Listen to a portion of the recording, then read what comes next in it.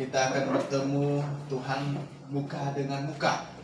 Hari ini kita hanya bisa melihat Tuhan itu kalau di dalam 1 Korintus pasal 13 itu ibarat apa? Kita menatap cermin buram.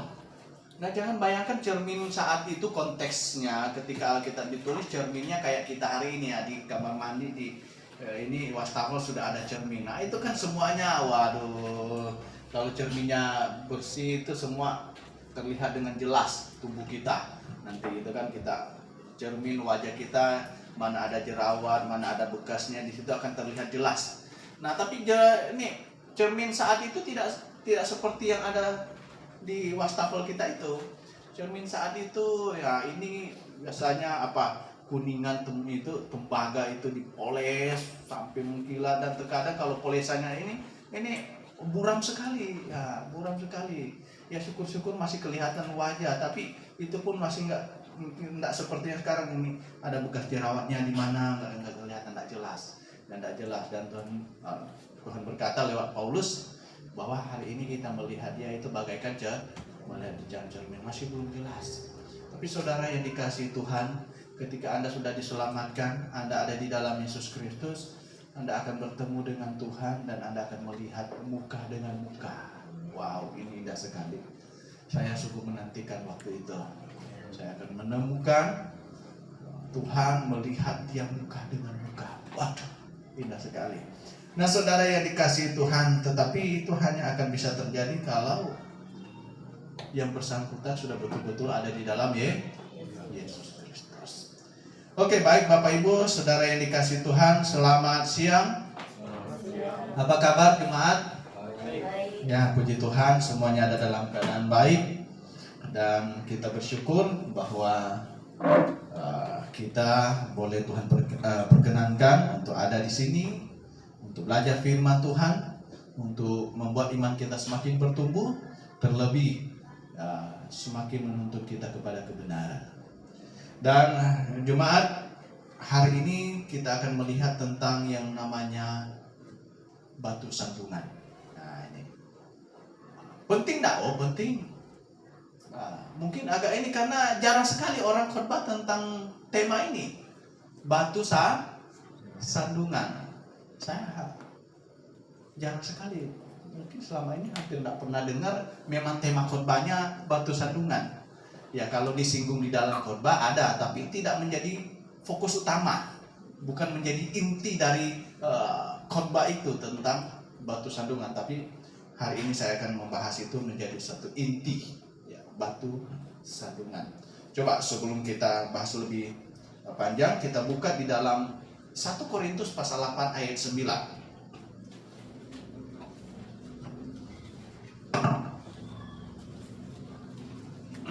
1 Korintus pasal 8 ayat yang ke-9.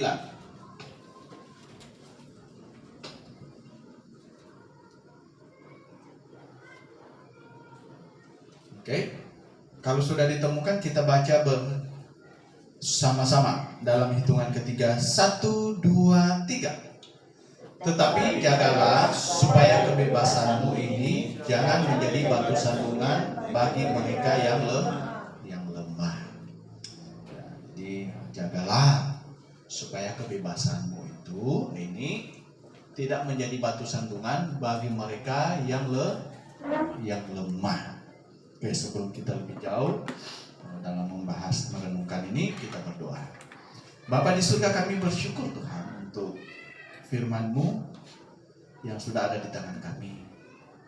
secara tertulis, absolut menjadi penuntun hidup kami. Terima kasih Tuhan, karena dengan firman-Mu kami betul-betul bisa berjalan sesuai dengan yang Tuhan kehendaki seharusnya. Dan oleh sebab itu, untuk berusaha untuk sedekat-dekatnya, sebisa mungkin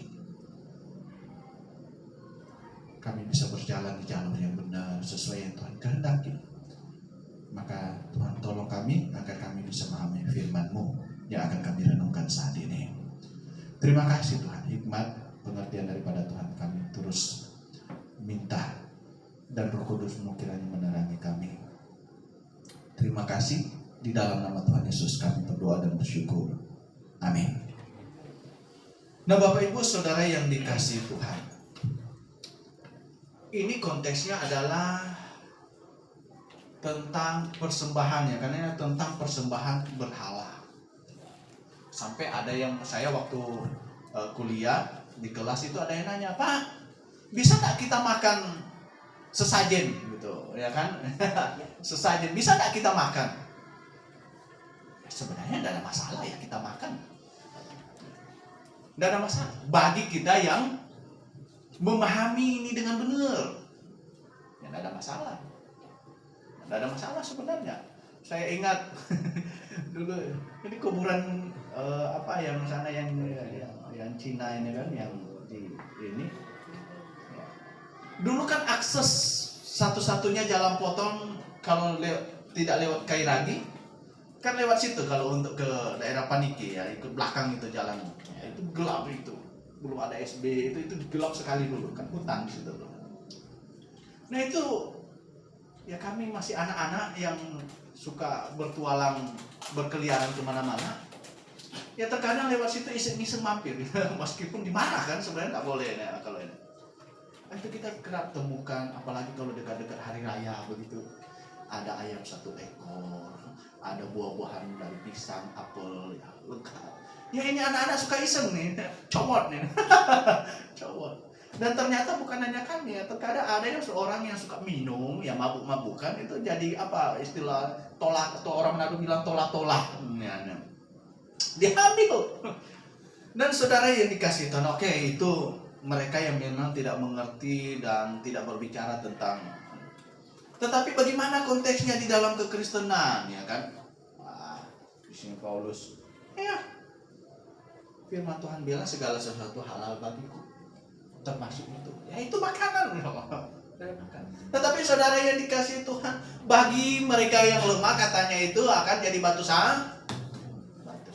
Nah, itu kan sesajen, itu kan dipersembahkan untuk berhala, itu kan ini. Ya bagi kita, ya itu pun sampai berminggu-minggu sampai berulat di situ juga masih utuh di situ kalau nggak dimakan sama hewan gitu. Ya kalau dia masih baru bagi kita ya. Nah saudara yang dikasih Tuhan, karena itu tidak mempengaruhi kerohanian iman kita sebenarnya ya. Itu hanya akan masuk dan tembus nanti besok tercerna di Kolose, selesai. Tapi saudara yang dikasih Tuhan, ada peringatan. Meskipun kita tahu itu tidak ada masalah, tapi Paulus pun memberikan peringatan. Tapi kalau kamu sedang ada dengan mereka yang lemah, lebih baik jangan supaya tidak jadi batu sandungan. Lebih baik jangan. Nah, misalnya seperti para murid ini kan orang Yahudi, ya kan? Banyak para rasul, ya kan? Orang Yahudi.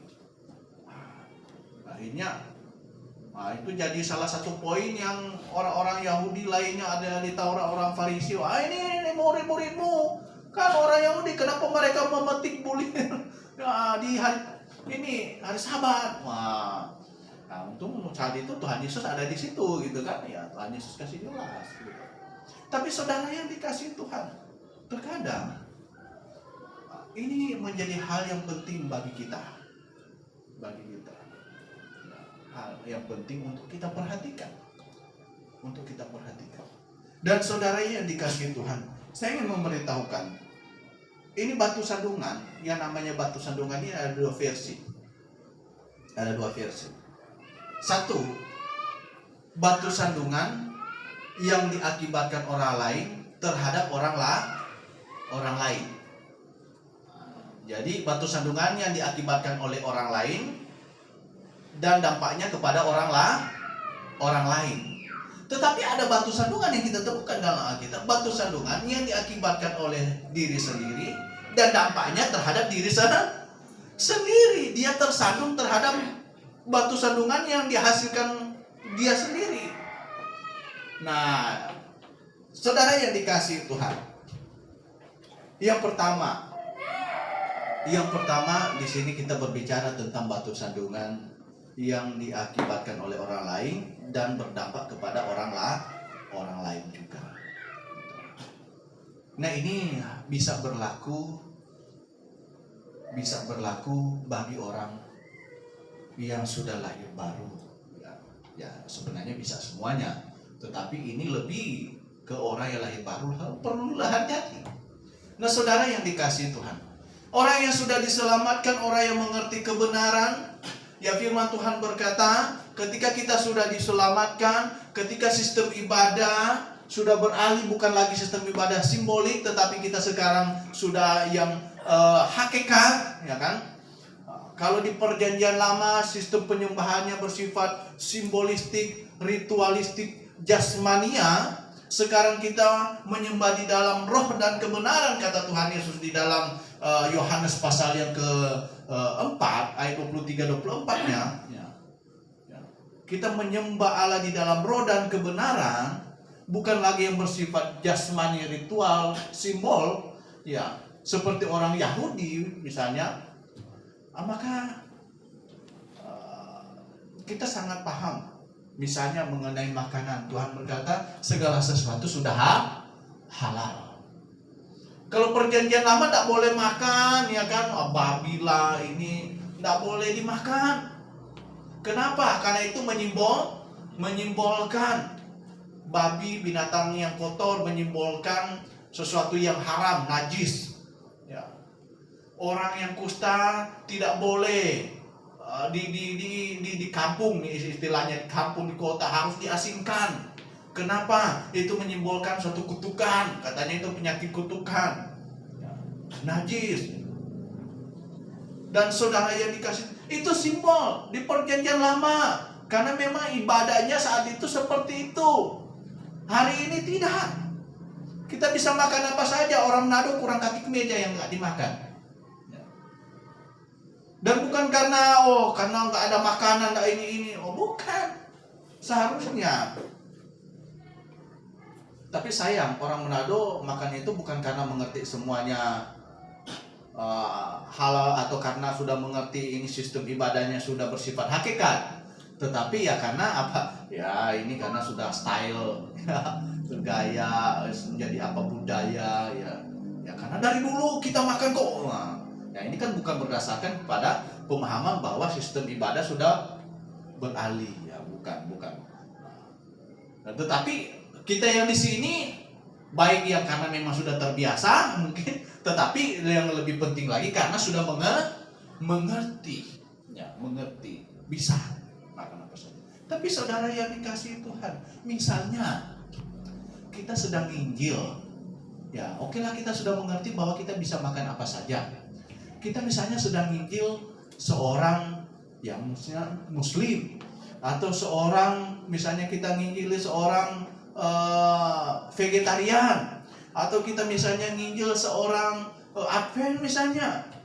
Ya jelas kita awalnya harus perlu menyesuaikan supaya dia tidak langsung kamu Advent, kamu sesat, ya tidak makan ini loh, kamu ini kamu salah. Ini nih kita belum apa-apa sudah jadi batu sandungan untuk dia. Maka berikutnya kita ngomong Injil udah tidak bisa dia dengar. Nah ini batu sandungan yang diakibatkan orang lain yang berdampak kepada orang lain juga. Dan saudara yang dikasih Tuhan, dan inilah yang Paulus singgung di sini. Karena mereka yang perlu kita ajak, yang perlu kita injili adalah mereka yang lemah. Ini adalah mereka yang lemah. Yang lemah karena mereka tidak mengerti. Mereka belum paham benar. Mereka belum mengerti yang namanya ibadah. Sistem ibadahnya sudah beralih, bukan lagi simbolistis, sekarang sudah hakikat. Mereka belum mengerti bahwa di dalam Yesus Kristus orang telah dimerdekakan dari perbudakan, dari perhambaan segala sesuatu bahkan. Ya. Karena sudah di dalam Yesus Kristus. Mengapa mereka? Karena mereka masih di luar Yesus. Nah, jadi Bapak Ibu Saudara yang dikasihi Tuhan, kita perlu pertimbangkan itu. Ya, perlu pertimbangkan itu.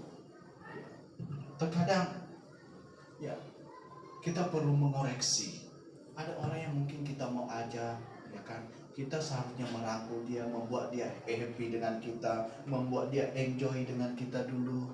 Ya, membuat dia menikmati suasana. Ada dengan dengan si A saya enak loh, ngobrolnya enak loh, dengan dia kita enjoy.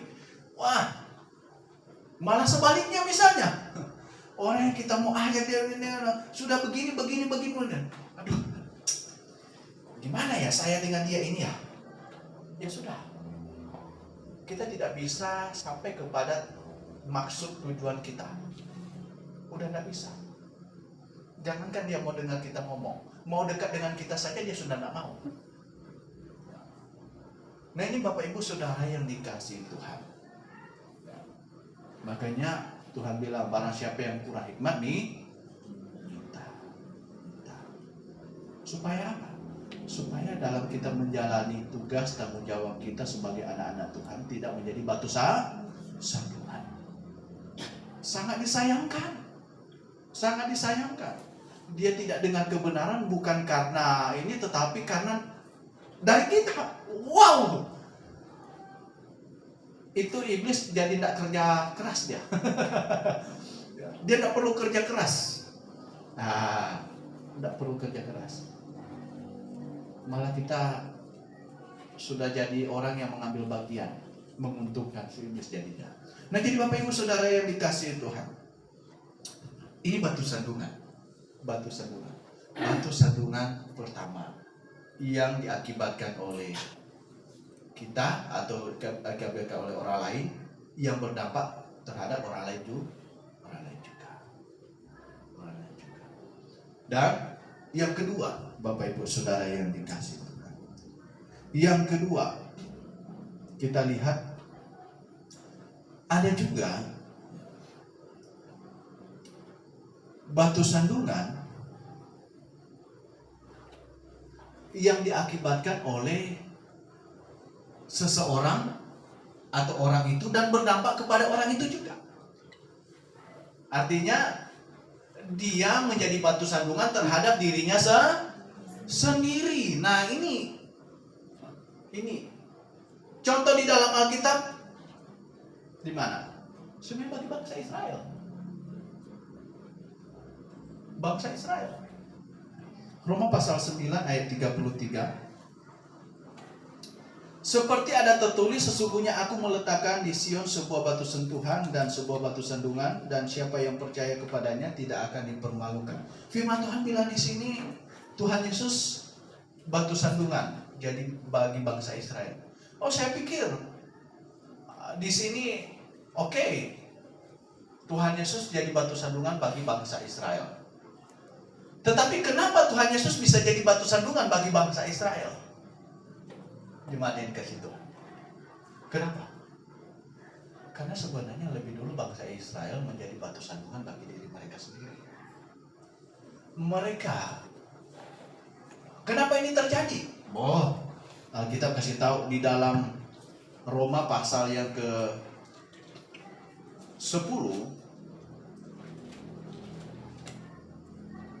Roma 10 ayat 1 sampai dengan yang ketiganya. Saudara-saudara, keinginan hatiku dan doaku kepada Tuhan ialah supaya mereka diselamatkan, sebab aku dapat memberi kesaksian tentang mereka bahwa mereka sungguh-sungguh giat untuk Allah, tetapi tanpa pengertian yang benar. Nah, yang membuat mereka mendirikan batu sandungan terhadap diri mereka sendiri adalah karena mereka tidak mengerti, tidak memiliki pengetahuan tentang kebenaran. Ini dia. Jadi Bapak Ibu Saudara yang dikasih Tuhan, karena ketidaktahuan mereka tidak bisa menerima bahwa Yesus akan datang, benar dia sebagai raja nantinya, tetapi dia juga akan menjadi orang yang disalibkan. Dia juga akan menjadi seorang hamba. Dia betul datang sebagai raja, tetapi dia juga datang sebagai hamba. Nah, orang Yahudi hanya bisa mau menerima dia sebagai raja. Mereka tidak mau tahu tentang Yesus yang akan datang sebagai hamba. Sehingga ketika Tuhan datang menjadi seorang anak tukang kayu, ini, nggak bisa. Mesias yang akan datang, dia raja, bukan seorang tukang kayu. Saudara yang dikasih Tuhan, mengapa ini bisa terjadi? Ya, firman Tuhan bilang, karena mereka tidak tahu, tidak mengerti. Dan Paulus tahu benar tentang hal itu, saudara. Coba Anda baca di dalam Roma pasal yang ke-9. Ya, kita mundur satu pasal dari Roma pasal 10 tadi. Ayat kedua, bahwa aku sangat berduka cita dan selalu bersedih hati, bahkan aku mau terkutuk dan terpisah dari Kristus demi saudaraku kaum sebangsaku secara jasmani. Siapa mereka? Orang Yahudi. Ingat, saya semalam singgung ini. Ya. Paulus kan dari ini Farisi. Ya. Nah, kaum sebangsanya Paulus yang adalah orang Farisi siapa? Orang Yahudi. Bayangkan Paulus rela mau terkutuk dan terpisah dari Kristus supaya mereka bisa diselamatkan, supaya mereka mengerti kebenaran. Saudara. Nah, saudara yang dikasihi Tuhan, mereka karena ketidaktahuan terhadap kebenaran, tidak mengerti kebenaran, mereka mendirikan batu sandungan untuk diri mereka. Saudara yang dikasihi Tuhan, saya lalu sempatkan ada keluarga sakit. Ya. Ada keluarga yang sakit. Nah, ini orang Sangir kan sudah terkenal.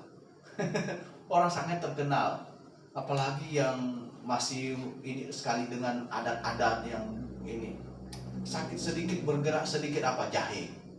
Subur kuat. Goraka. Sampai ada coba yang mujarab itu goraka sisa kelelawar katanya. Cari. Di mana ada kelelawar pernah makan goraka ya jahe? Tidak ada. Ya ini hanya ini lelucon saja. Ya.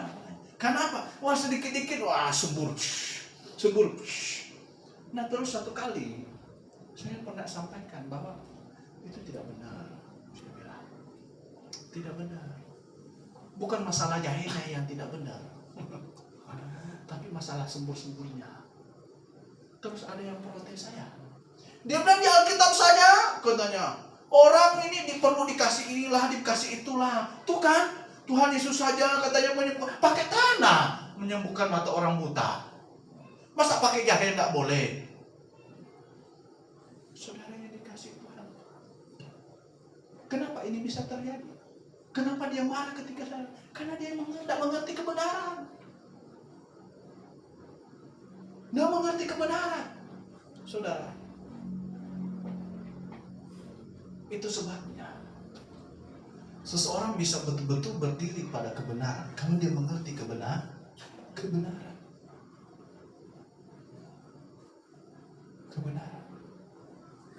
Dan berulang-ulang saya sampaikan dari depan sini bahwa kita jangan pernah puas dengan status kita. Oh, saya sudah KTP kok Kristen.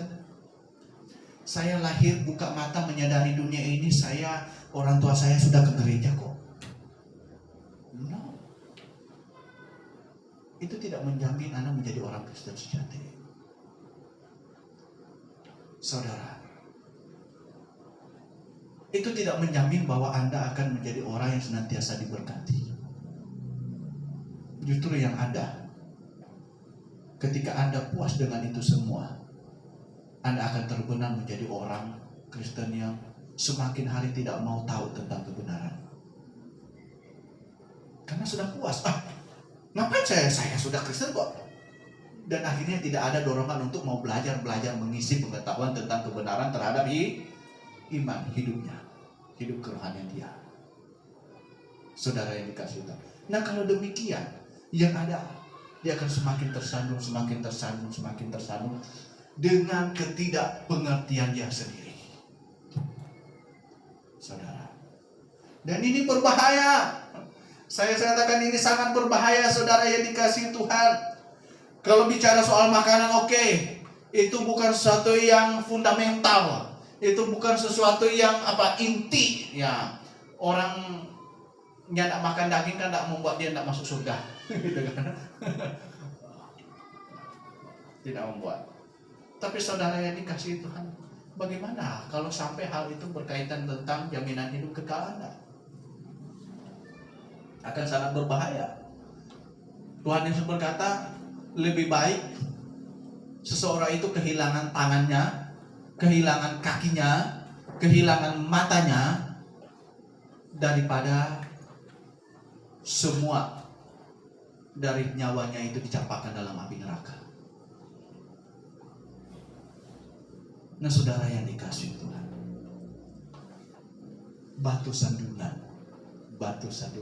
Ini hal yang sederhana mungkin dipandang sebelah mata oleh banyak orang di luar sana. Tetapi saudara yang dikasihi itu, ini sangat penting. Satu, bagi orang yang sudah diselamatkan, kita perlu melihat ini sebagai sesuatu yang serius. Pentingnya untuk apa? Satu, untuk membuktikan saya adalah orang yang sudah lahir baru. Untuk membuktikan bahwa saya adalah orang yang telah janji untuk hidup bagi Kristus. Maka tidak mungkin seharusnya hidup saya ini tidak menjadi berkat buat orang lain. Seharusnya sebaliknya adalah senantiasa menjadi berkat. Karena kalau Anda menjadi batu sandungan, Anda menjadi gagal, menjadi orang yang menjadi berkat untuk orang lain. Karena orang yang sudah dilahir barukan, itu semaksimal mungkin seluruh aspek hidupnya seharusnya menjadi berkat untuk orang lain.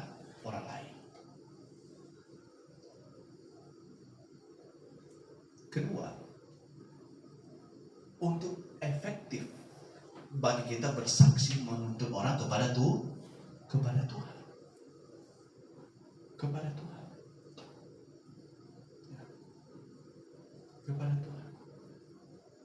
Wah, ini sangat penting. Yang orang yang kita mau ajak ikut seminar, orang yang mau ajak kita untuk pergi supaya dia duduk manis, ini kan tak gampang. Dia perlu meluangkan waktu dia mungkin bisa meninggalkan pekerjaan dia meninggalkan dia punya urusan di rumah, tanggung jawab dia, dan dia akan duduk full 2 hari, ikut seminar, duduk manis dengan memperhatikan. Nah, ini tak gampang. Nah, terus belum sampai dia duduk di sana, kita sudah buat dia, wah kenapa dia begini, kenapa dia begitu ya. Gimana? Sudah jadi batu sandungan. Oke, saudara yang dikasihi Tuhan. Jadi, satu, untuk membuktikan kita adalah orang yang sudah lahir baru. Kedua, untuk membuat kita efektif dalam membawa jiwa kepada Tuhan. Ini bagi orang yang sudah diselamatkan. Nah, bagi orang yang belum diselamatkan apa? Saudara, ya jelas poin pertamanya adalah membuat Anda mendapatkan jaminan hidup kekal. Bisa menuntun Anda kepada jaminan hidup kekal. Artinya, Anda yang belum diselamatkan, Anda yang belum yakin terhadap jaminan jiwamu, Mari saya mengajak saudara untuk tidak menjadi seperti bangsa Israel di sini. Menjadi orang yang hanya rajin-rajin rutinitas. Ya, saya sudah rajin ke gereja, sudah puas dengan itu. Ya, semalam saya singgung tentang itu.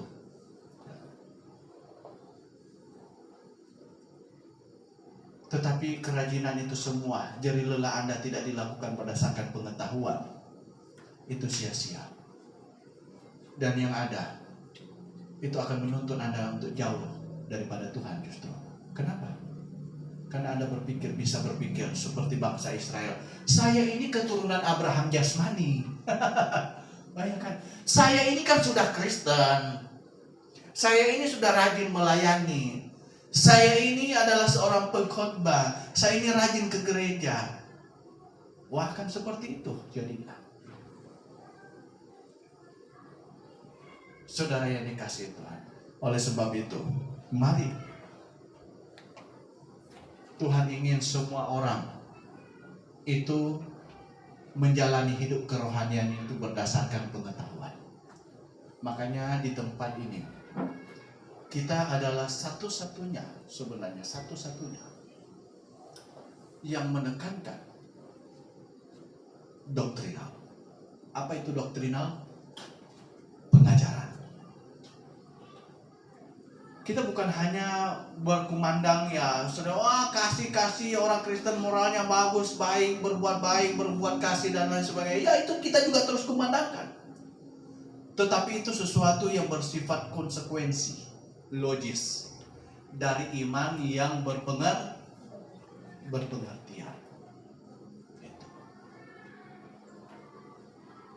Orang yang memiliki iman berpengertian, dia adalah orang yang bisa menemukan kebenaran, dan dia akan menemukan kebenaran, dan dia ada di dalam Yesus Kristus, mendapatkan jaminan hidup kekal.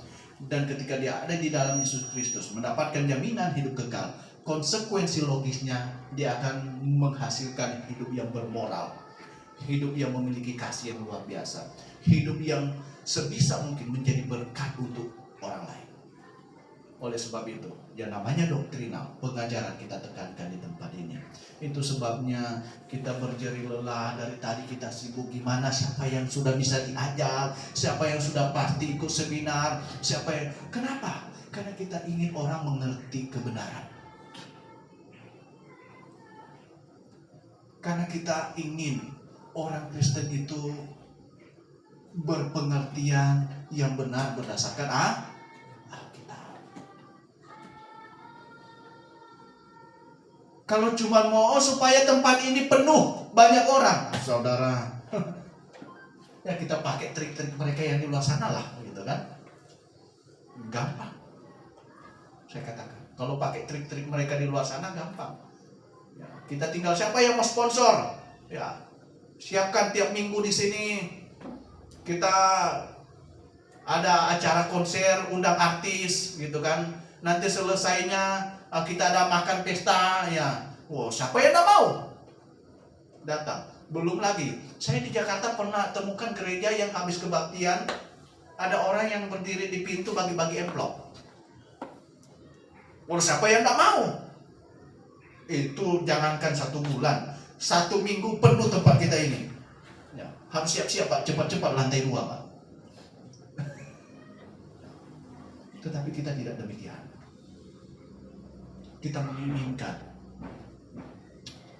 orang itu mengerti kebenaran, dan dia diselamatkan. Ini yang menjadi kerinduan kita. Nah, Bapak Ibu Saudara yang dikasihi Tuhan, oleh sebab itu, mari kita tidak menjadi batu sandungan bagi orang lain, atau bahkan bagi diri kita sendiri.